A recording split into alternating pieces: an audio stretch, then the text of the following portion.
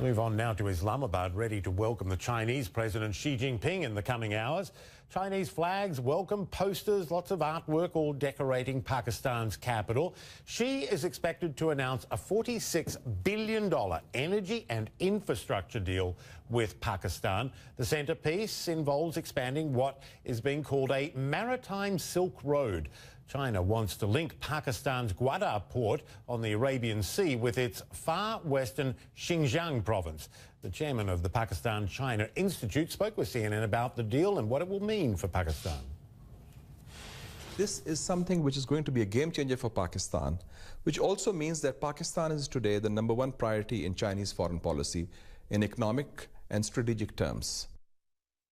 The plan is to be China's biggest splurge on economic development in another country to date. For more, let's turn now to Jamie Metzl, who is Senior Advisor to a New York-based global investment firm, also a Senior Fellow of the Atlantic Council. He's also served as Executive Vice President of the Asia Society and joins us from Boston in Massachusetts. And thanks so much, Jamie, for doing so. How much does this mean to Pakistan and what's in it for China? Well, certainly for Pakistan, it's very important. China is an important neighbor, an important ally, and as the U.S. and India get closer and the U.S.-India strategic relationship warms, Pakistan is looking for an alternative, and China certainly is that. Also, for Pakistan, they have terrible problems with energy and infrastructure. China is quite good at building infrastructure, so there's a lot in it for them. But for the Chinese, what they need is this, as you mentioned earlier, this Gwadar port is critically important to them. Right now, 60% of China's oil comes from the Persian Gulf, but it goes to Shanghai, and that's through the Strait of Malacca. And that creates a stranglehold where if there were a conflict between the United States and China, the U.S. Navy would be able to essentially shut off Chinese oil imports. But if China gets not only access to this port in Gwadar, which now they have a management contract for, but also a secure rail and pipeline connectivity from Gwadar to Western China, that really is a strategic game changer for China. So that's ultimately what China is investing in here. Yeah, Pakistan authorities also calling it a game changer. How big of a concern, though, for China? How big of a gamble in some ways that there is serious instability in the neighbourhood, in Pakistan itself, but also Afghanistan? Yeah, well, it's a big challenge for China. That's one of the reasons why additional reason why they are making this investment.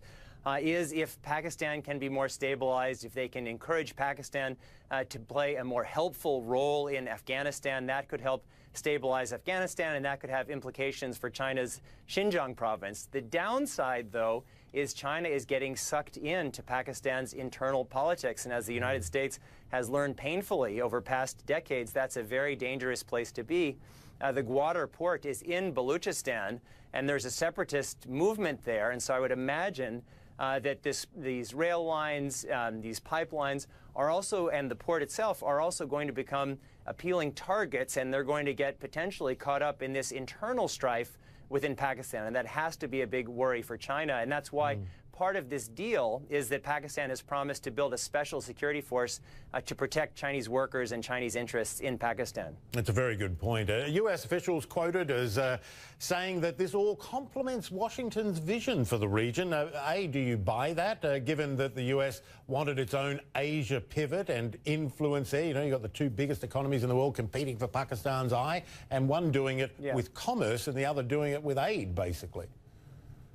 Yeah, well, the United States has to say that, and there is some element of truth in that.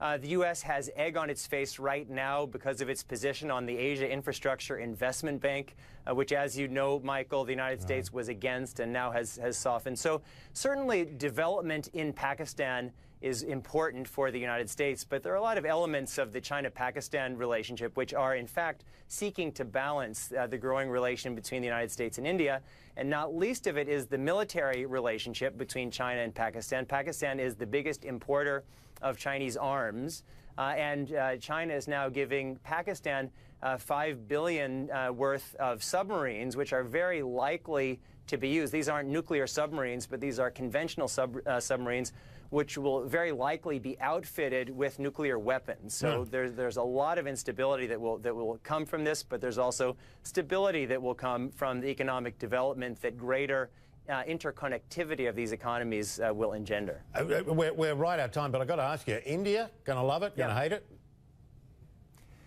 India has an interest in economic development in Pakistan. So insofar as Pakistan will have more infrastructure, better access to energy, maybe a greater interest in trade, that will certainly be a positive. India-China relations are kind of a love-hate. I mean, there's certainly big problems, but that has the potential to be an important economic relationship.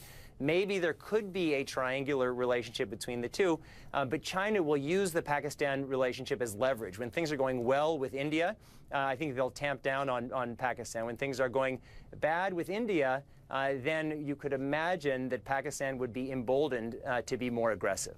Jamie Metzl, Senior Fellow at the Atlantic Council. Thanks so much. Fascinating conversation. It certainly is quite literally a very big deal. Appreciate it. It is. My great pleasure.